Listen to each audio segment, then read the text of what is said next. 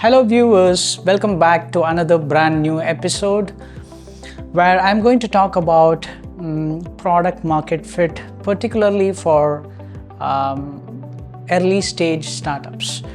The main challenge for an early stage startup is to figure out the product market fit, right? You need to find a market for your product, right? Or you just need to adjust both the elements. Product market fit is a general term used in the startup world, right?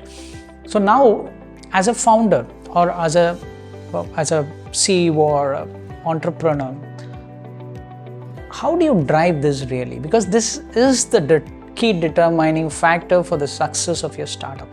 The worst thing which you can do as a startup founder or entrepreneur is to have multiple features solving multiple problems for multiple markets, right? It's huge, and a startup is like a small baby, and you cannot carry a huge burden, put a huge burden inside a baby, right? It will eventually fall down. So ideally, I've seen some startups doing this mistake of having too many features, too many problems. Trying to solve too many problems for too many markets, right? But what I've seen is, from my experience of analyzing startups, investing in few startups or advising few startups, usually there are two ways you can crack the product market fit when you're in an early stage of a company, right? One way is you solve one particular problem with one feature. One problem, one feature,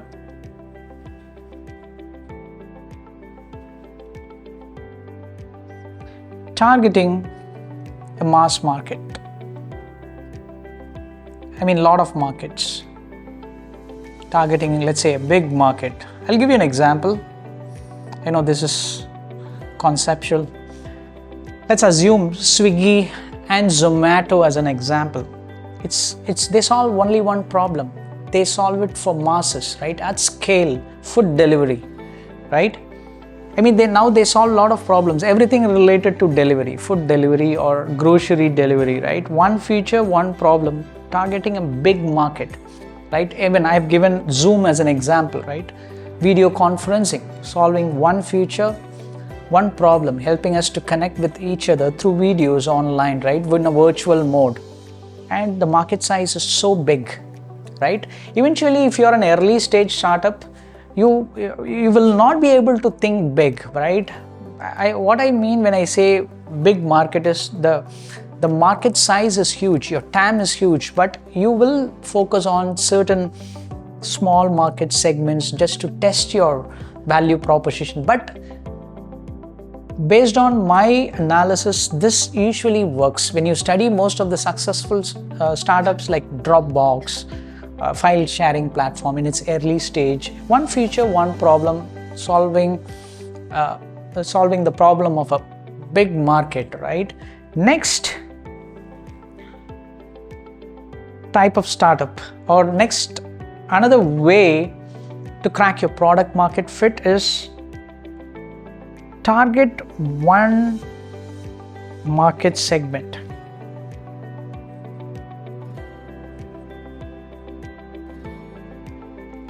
and address the problem deeply.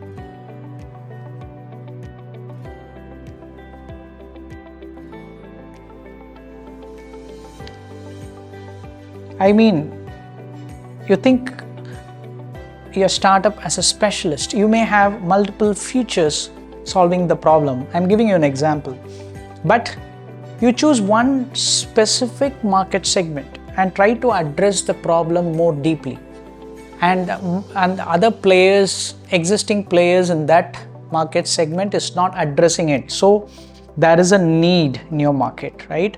One market, you could use multiple features. Here I'm just flipping it and placing one single market, opposite of, you might see it's slightly opposite of what we are trying to do in this step one, right? It's not step one particular way.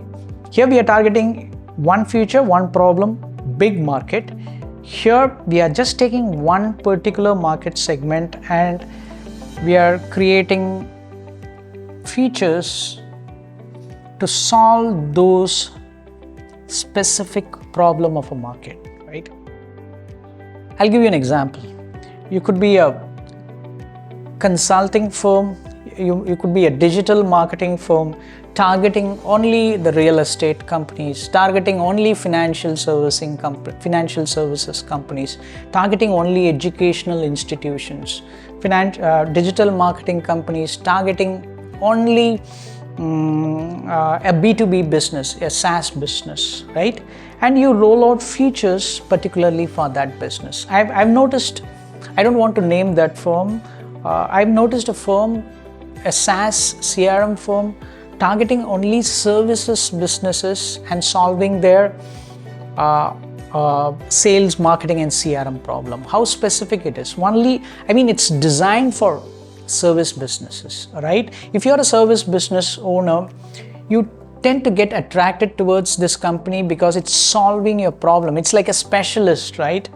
So you just observe this, and even when you're a B2B SaaS firm, you can take up one specific market. You can, if you're a sales CRM startup, rather than solving the problem for multiple business segments, because as an early stage startup, it's very difficult for you to solve multiple problems of multiple markets. This is another classic mistake which most of the founders and entrepreneurs do, right? We get stuck in multiple markets, right? But if you want to gain traction, it's better to address and solve a problem of a particular market segment. Salesforce, I believe in the early stage, they targeted only the sales professionals, right? Sales professionals inside the company, and they were big orders, right? They're known for introducing cloud service to the market, right? They focused on one specific segment of the market and solved that problem of sales. Now we have a lot of SaaS platforms targeting different companies. I believe you could still identify a market segment the needs of that market segment is not addressed properly by other players, right? If you introduce the features that solves the problem, the chances are high, right? You could gain traction. So these are the two ways you can apply. I've tested this with a lot of startups, a lot of founders, and I've seen some traction in both of these ways. But anyway, you need to test it, right? Testing and experimentation is a very, very important thing for a startup. Take out these ideas, test it. Testing in the sense, you put in some minimum amount of money in advertising and test the funnel, right? Test the funnel as to how many people click your ads, how many people come into your landing page, how many people are trying your product for free, or a lot of other ways. If you're a consumer tech startup, it's even easier to test your startup idea, right? So do it and take any decision scientifically. But these are the general ways, right? All the best.